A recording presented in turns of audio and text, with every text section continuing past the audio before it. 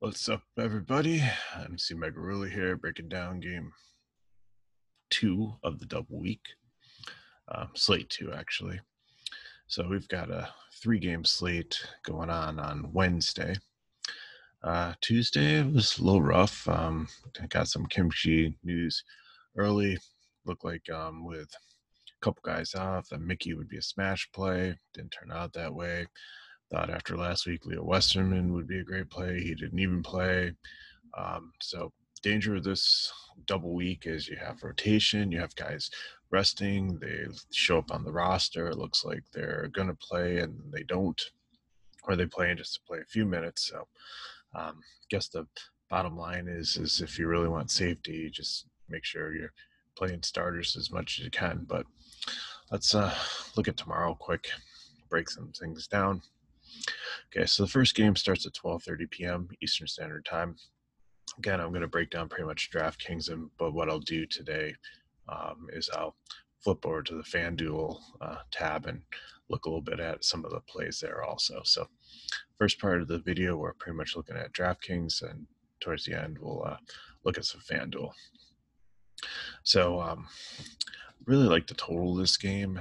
You have the 4th highest paced team and the 6th highest paced team. So should be some scoring. Very nice total. Could be a track meet.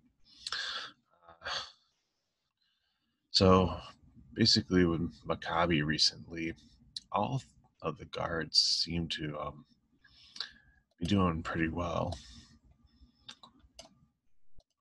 Just finish filling in some of the plays here. So looking at them between Bryant, Wilbekin, and Dorsey, I think with the total in this game, even though it's against Real Madrid, who's a decent team, I can see them all getting there in cash. Dorsey I definitely like the most. He's got the best form. Wilbekin would be next. He's a streaky shooter, but I think just rising up to the challenge of playing against a really good team, he should do well. Brian, I would say, would be third. I think he's the most streakiest out of them. And then Chris Jones here. He should be in the teens, and if he gets there, he hits value. He's had some games in the 20s, so if he does get that, he'd be a 4x smash play. 6,300. So he's got some floor, and his price is nice, but not a priority. Definitely like the other 3 better, but if you get making your lineup and you have like 6,500 left, and he's definitely a guy you can place in there. I think the priority in this game is going to be Zizic, even though Real has a tough matchup for them with a good front court, some really tall, talented guys.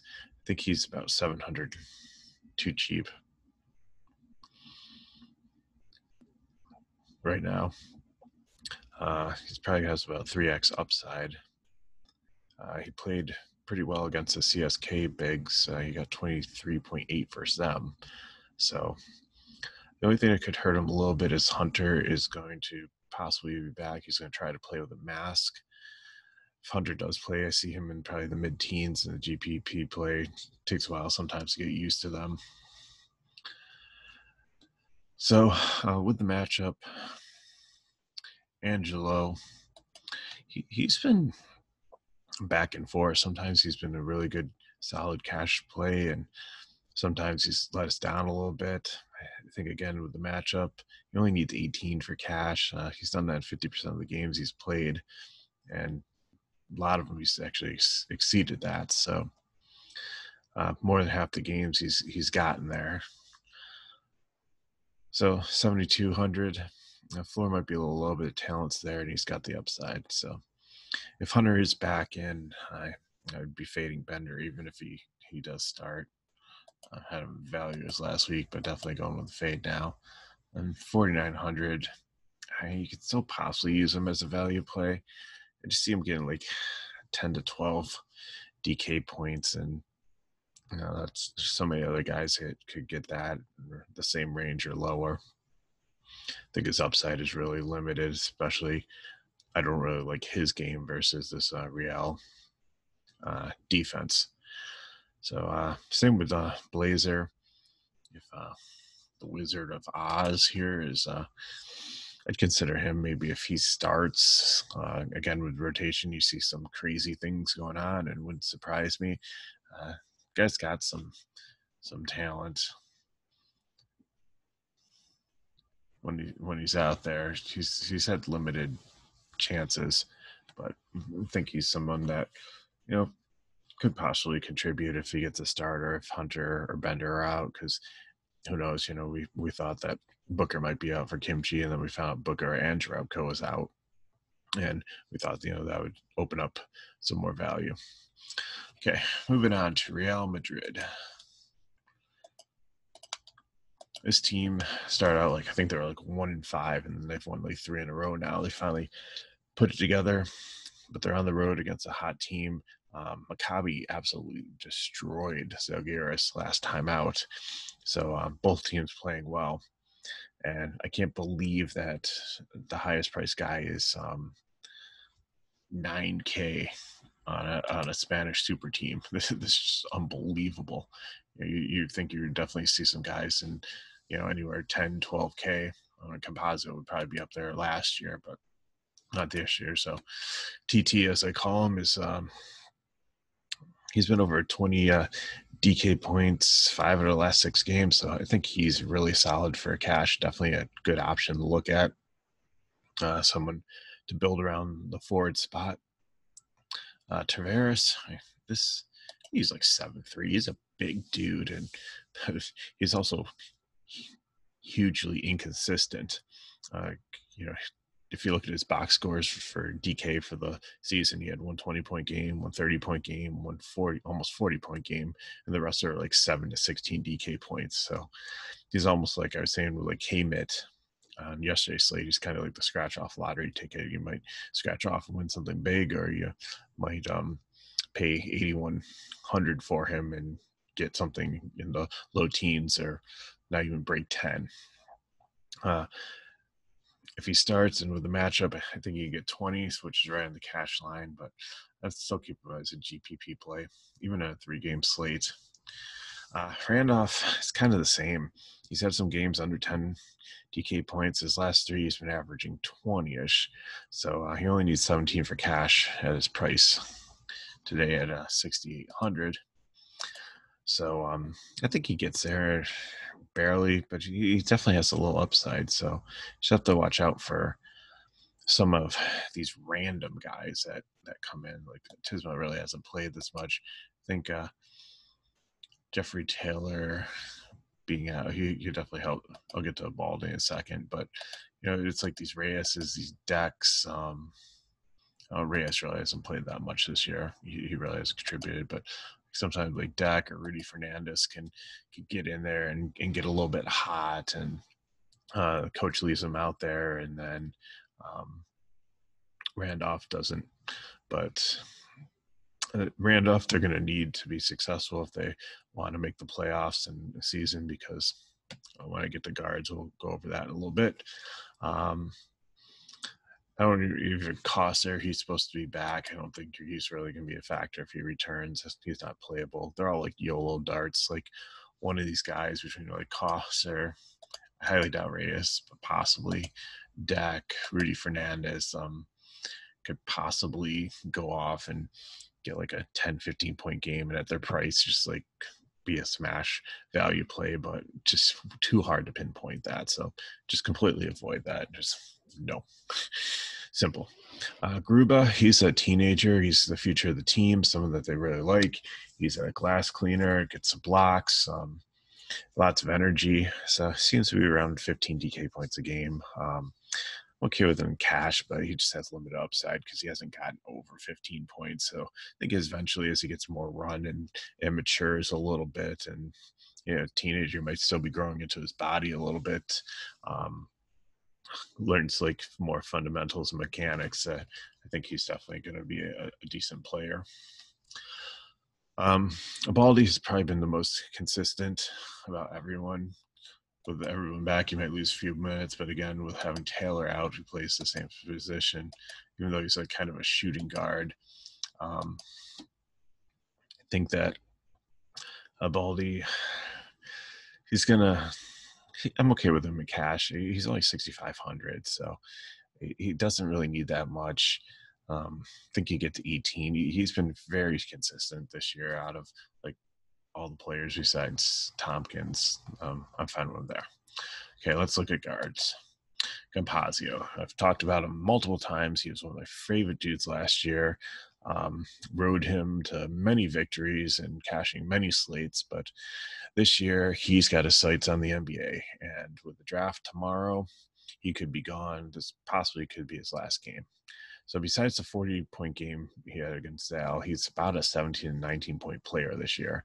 So I don't know if it's kind of insurance that they don't hear his agent or however it works there, that they don't want to give him too much run and wear him down too much before he goes to the NBA. But he still needs to do a little bit to contribute to the game because they're still paying him to do some stuff. It is a road game, so it's not like he's playing in front of his home crowd. And they do have another game on probably on Thursday or Friday, probably most likely Friday.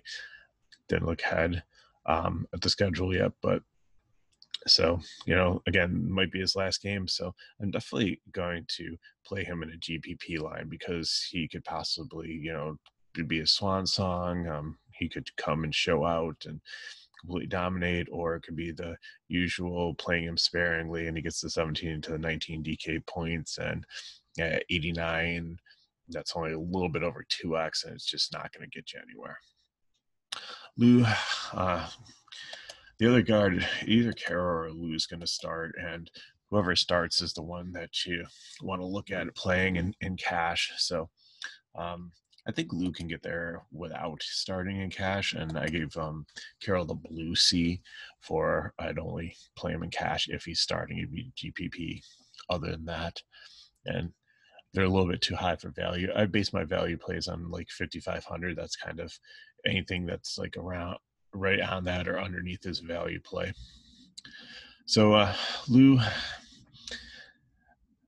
this double week rotation, he got to start last round, so I don't know if it's Carroll's turn or how they'll do it. So if he does start, I would definitely like him better. He needs 16 to pay off his price point. He should get that with possible 20-point upside. Even if he falls to the 12 to 14 range, it doesn't completely kill you. Just being a shade above 6K in his salary. Carroll could be a good low price value cash play if he starts. Now he's GPP. So the last round, Lou starting. Carroll only got 10 minutes, so it's hard to tell. Lapro, he had that one flash in the pan game where he came out and just like was on fire from 3 points, but he really has done nothing under 10 DK points. And Elisine, possibly, like I have him as a fade here, but just keep your eye on him. Just remember that name because he's the other teenager future of this club, and being the double week, he might get a start. He's got one or how many said his 2 starts this year. The GS column here, 2 starts. So in those starts, he really didn't do much, but again, he's a very talented teenager, and he's gonna down the road definitely going to be doing good things, but not quite yet. Okay, next game is going to be a 2 o'clock game. It's going to be Asvel and Alba Berlin. These two teams recently, EuroLeague's kind of weird. It's not like soccer where you have like relegation or you have to like win a tournament to get into it. You have long-standing teams that have long-term contracts with EuroLeague, and then the rest of them kind of like have to perform well to be able to stay in, and they have to perform well in their domestic leagues to qualify to stay in. With COVID and stuff, it got a little bit weird, but both these teams, Asvel and Berlin, were granted long-term contracts to stay up, so they don't really have to worry about as much playing well because they're not going to get kicked out. It might help them do better in EL because they don't have to focus as much on their league games now because that's not qualifying, but it really solidifies having at least a French and another German team in EuroLeague. So this is another fast-paced game. Asvel's 9th in pace, Alba's 3rd. Asfel's been struggling. They only scored 53 points their last game out, even with playing at a high pace. They have a bunch of injuries and Berlin isn't much better. This is actually a battle for last place. But in soccer, if you follow that for like DFS, sometimes we have two really bad teams playing. You have two bad defenses, a lot of mistakes are made, it opens up scoring. So let's see what happens here. Not saying this is going to be a fantasy gold mine, but there's definitely some potential. So when you talk about this team, you have to start with fall. This is the fall that I was talking about. If you watch yesterday's video where I said he was playing like his countrymen. There's, I believe, 3 fall in EL, and then there's another fall, Taco Fall, plays for the Celtics, and they all come from the same country, but they're not related. It's just a common surname for them. But anyways, he's been the best player on the worst team. He's gone from 5,200 when the first week of EL. He's almost up to 10K now, so should hit value today. He's a really good source for pure points. For getting he's leads the team in scoring. He's a good rebounder, can get some assists, can get some blocks. Almost a 5-tool player. So he's been very consistent. So I definitely can see him in cash. Next price guy is Yabusele. He's 2K cheaper, and he had a 31-point game, but with everyone out. But every other game, he's like 14 to 16 points per game. That's just not enough for cash. So I'm okay with him GPP. He got the start last time. I'm not sure if he's going to get the start this time. We'll have to see. Even starting, that didn't help him. Kaludi, on the other hand. So if fall is lobster, then Kahudi here is the monkfish. He's the poor man's lobster. He consistently gets 20 DK points. He's had that 4 out of 6 games. So I feel he's a very solid mid-range cash play. But definitely need him to start there. Never know what to do with Lloydie. He's gotten some starts, 4 of them. With Howard out, they're both small forward. That could help Lloydie do better. But I still think he's a GPP. I just don't think he's going to quite get there in cash, even in a pace-up game like this. Nua is back. He's nursing a back injury. He only managed 3 minutes last round, but I think the more and more he gets going, he'll start to eat into some of these front court players. So I think Kahudi is safe and fall safe. It's Yabusele and Lloydie that I'm most concerned with. If you want to play Nua, he'd be a GPP darty, but super, super risky. I doubt Hayes, Becco, or let's see here, Najak are factor in unless this team is in last place and they're looking for a spark in the double week. So if one of them starts just randomly, it's somebody in like a deep GPP to take a shot at to see if, they have their price, especially Ned Jock. If he starts at 32, it's almost the bare minimum. If he gets like 10 points, that could be huge if the rest of the guys you pick. But this slate really doesn't have any high price studs, so I just don't really think that's a viable strategy.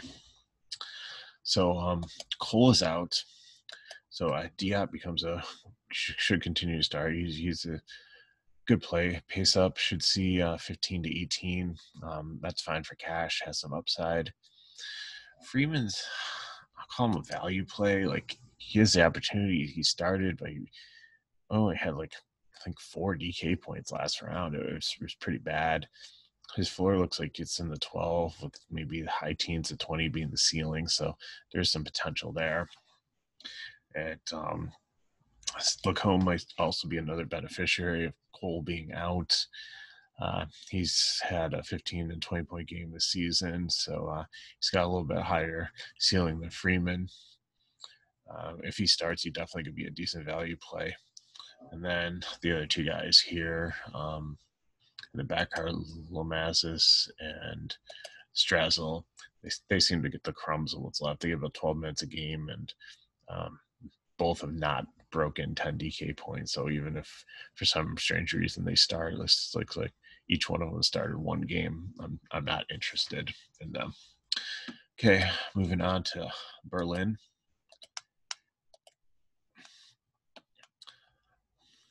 So,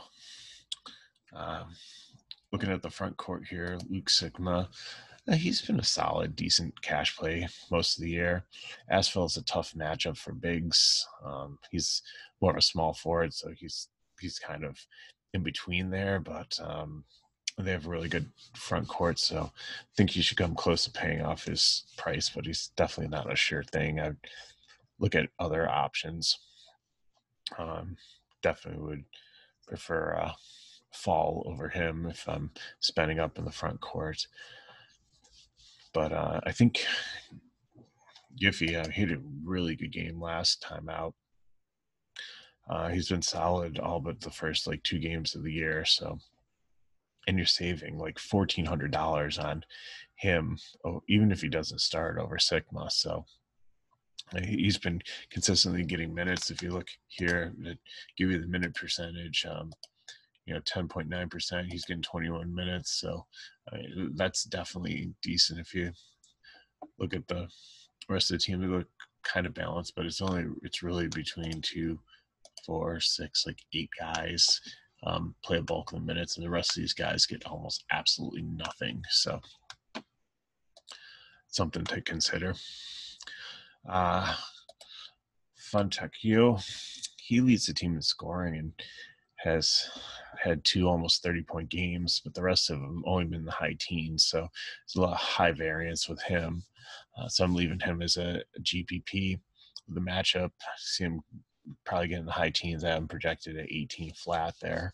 That just won't pay off his price. You need a little bit more for that. Thyman was out, I believe, an injury his first game back.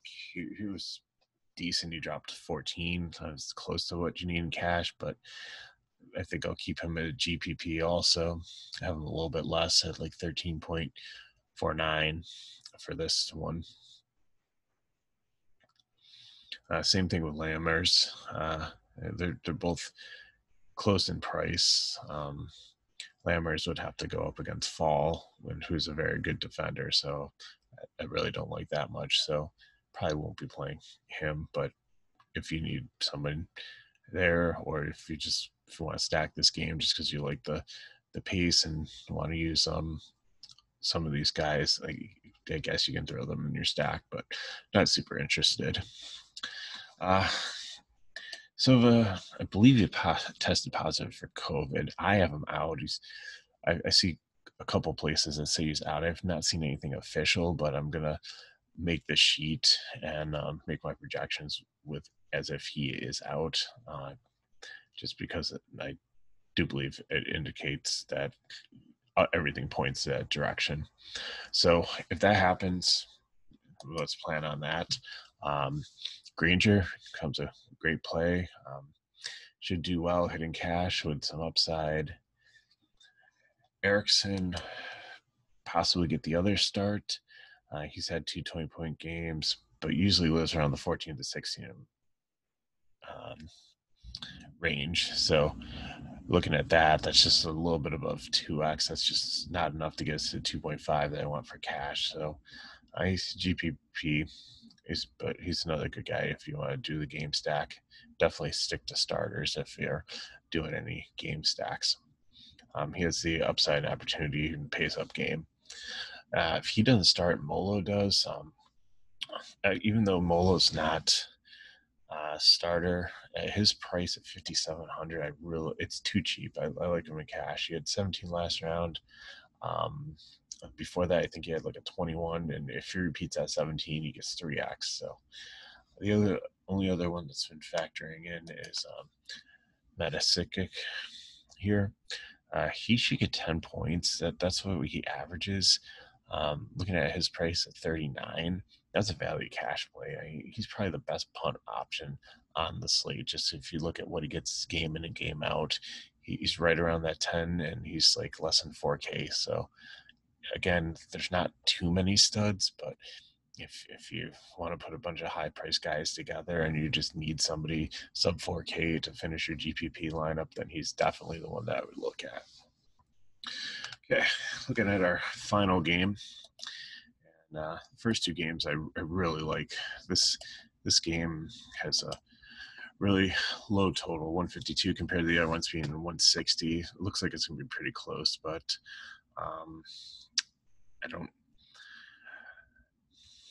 really know if I'm going to have too much from this game, but definitely Lloyd is someone that I'd consider. I think I take that back. So Lloyd definitely.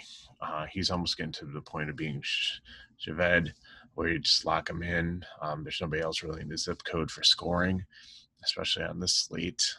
He's the highest priced player, and there's probably nobody's going to come close to his production. So, if he does his thing, then there's very little opportunity to make up or match that.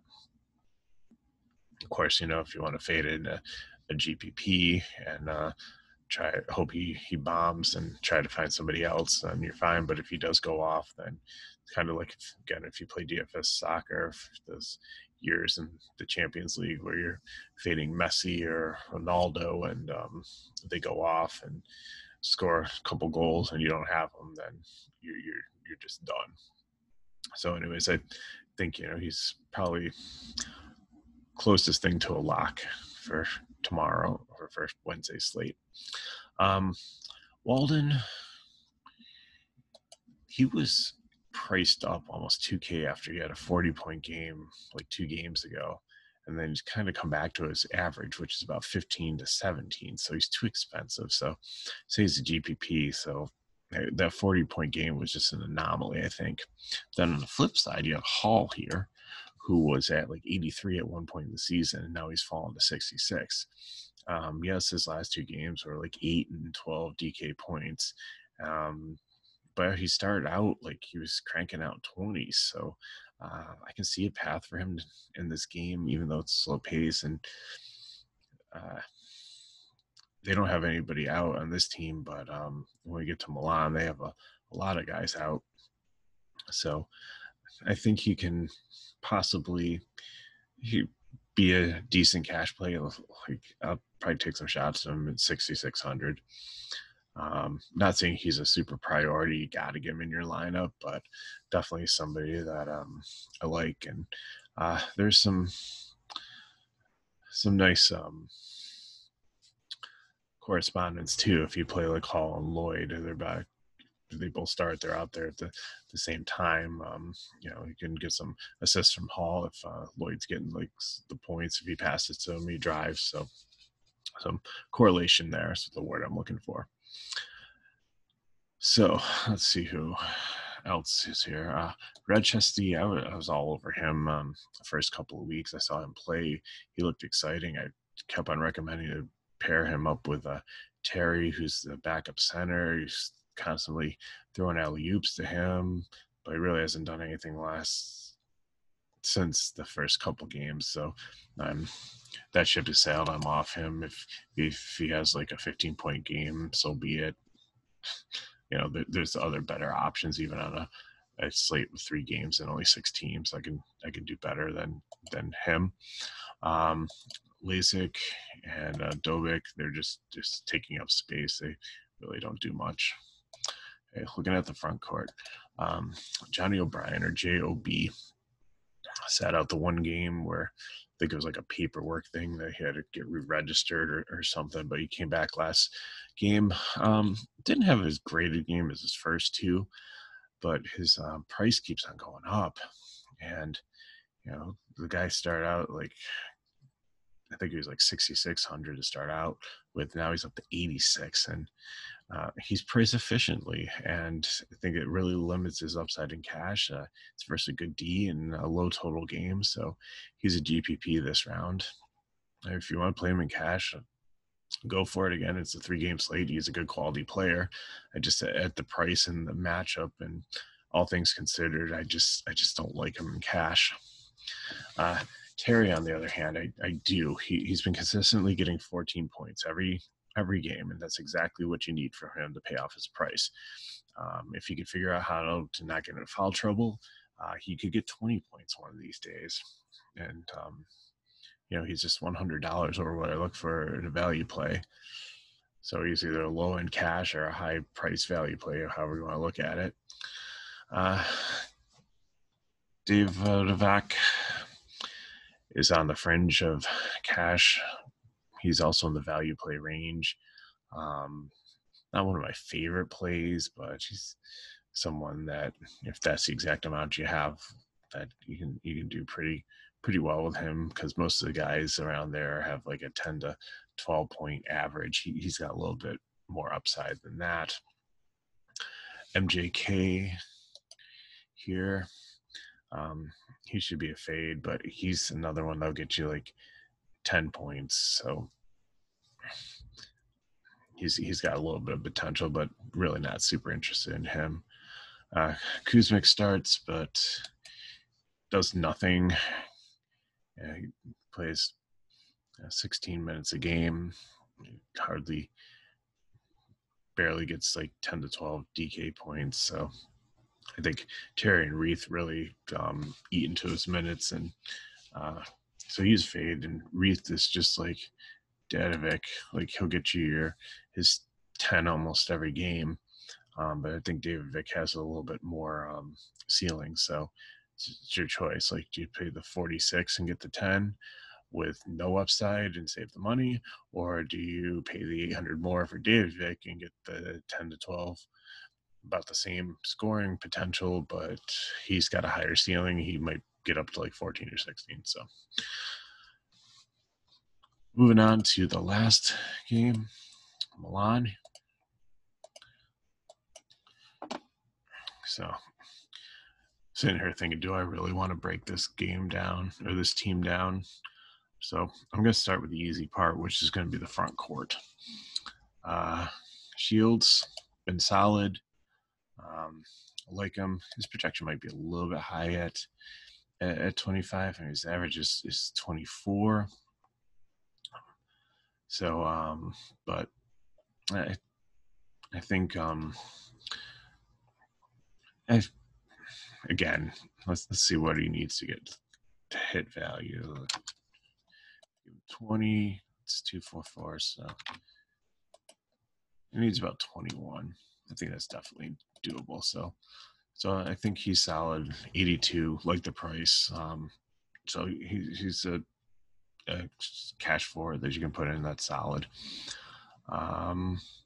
Hines, his price has been dropping from like 83 4 weeks ago to he's down to like 69 now, and he only needs 17.5 to hit value.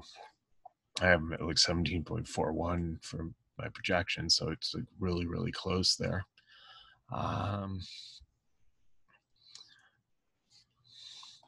Mikov is back.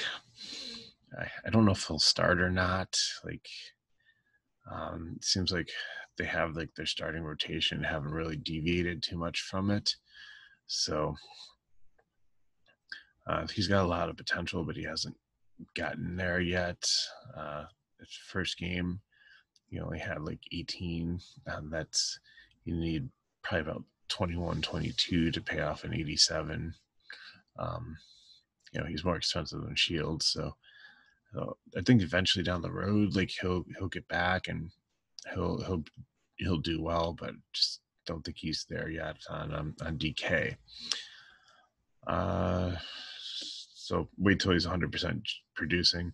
Leday's had some good games and some duds. I think he could benefit the most from the Tone being out. So his backup's not there, and Brooks and doesn't really do much. So again, having a Mick there, that might take a little bit away from him, but we'll just have to see of that. So have him as GPP. Tar can get to 10 points possibly, but he's 5K and there's probably like some 4K guys that can get you the same. So not really considering him. Okay, let's get to the mess now, which is the backcourt. So if you look at these O's, last week Punter has joined the team, but he wasn't ready to play. Delaney was out. He rolled his ankle. Morshashini was out. So that pretty much left you two guards, Roll and Serge Rodriguez, who's actually a really, really good player, came in, had an opportunity, did great. And then these two guys came in and did okay, picking up some of the other minutes that are out there. So Serge or Esrod, I don't think he's going to be 20 because everybody's back now. Plus, you're adding Punter into the mix. He's ready to play. So I think Esrod, he's a great player. He's got a lot of potential, but I think he could probably be the biggest bust on the slate. The second one would be Delaney because he's at 10K. He's coming back. He might get the start. Rodriguez might get the start. I have no clue. I'm picking Roland Delaney just based on how many times they've started already this year. I'm not really sure. Again, this is a giant mud puddle here that we're trying to navigate through. So if Delaney comes back and he starts and plays, I don't think his ankle's 100% yet. It was a pretty serious injury. So he at 10K, I think that's the price is way too high to speculate. He's a very risky GPP. Punter did average 20 DK points last year. I think it's a revenge game. I think he played for last time out. So, but we don't know how he's going to fit in this game and what his role is. If he starts, I consider fading him. But even looking at like the domestic games, like Esrod started two of them. I think Roll started one of them. Delaney had yet to play. He didn't play in either of the domestic games that they had since they played in EL last, and Punter started one of them. So basically, even in Roll, even starting and Marchini, like just being so deep in guard, he could play them as value plays. They're probably going to get 10 to 12 points. But again, like in the 5K range, I'd rather, there's so many other players I'd play over them in like the 3 to 4K range. It's going to get you about the same amount and save you money. So that wraps up the DK part of it. And let's just look at Fanduel quickly. So Jordan Lloyd definitely projects to be the highest scoring guy, and Zezik. So if you build around those two guys, they should be solid. So then, decide if you want Will Beck and Shield Falls to put in. Punter, he's only $5. And if he's active and it looks like he's going to play anything, definitely if he gets in there and the projection's 34, but again, that's based on his numbers from last year. Nothing he's done this season, nothing he's done on his current team. So probably high, but anyways, if he gets just anything, it's his value is going to be great. The other one to look at is Mikov. He's at minimum price also. On DK, he's priced too high for what he did the first round, and not sure that his role in the team working back from the injury. But at $5 on Fanduel, he's almost a must play. JOB, again, said he was too high on DK. On Fanduel 11, definitely good with that price. Looking at some of the other ones, like Baldy at 13, like I said, he was one of the most consistent ones on R&B, so he's one that I would consider. Some of these GPP guys said, I wasn't really sure with them with their pricing on DK, but between $10 or $9 here, definitely could benefit. I think Diot's way too cheap at 8, especially if he gets the start there. That's someone to look at. Even Carroll, like if he gets the start too at 7. So a lot of decent value plays. Some misprices on Fanduel low. Like I said, if he's been playing really well. Get to $10 there. So definitely Small slate. Oh, the one thing big about Fanduel, and this is very, very, very important, is um, not only do they not have any entry designations, um, but the Olympiacos game was canceled. Let me just see who they were playing against. Olympiacos was playing Barcelona. So they will not be playing tomorrow. Olympiacos had, I think, 4 or 5 cases of COVID. So hopefully all their players are okay. But FanDuel has that game listed, has their players in the player pool. Nothing's designated. So make sure when you make your lineups at FanDuel, you do not play anybody from Olympiacos or Barcelona. I know it's hard with 2 Spanish teams on the same slate, differentiating between Barcelona and Real Madrid. Just make sure that you don't play Barcelona and you don't play anybody from Olympiacos. So that wraps up this slate. I'll have to see if I have enough time when the pricing comes out, and I work a little bit late tomorrow night if I'm gonna have a chance to do a video for Thursday's slate, but I really want to try to get something put together for Friday's 5-game slate. I think there's gonna be a lot to cover there.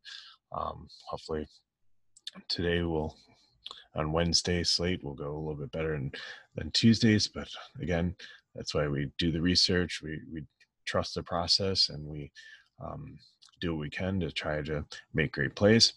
If you want to sign up for to get the sheet for information updated, all the notes and the core and everything, go to fsidfs.com and you can sign up for the package.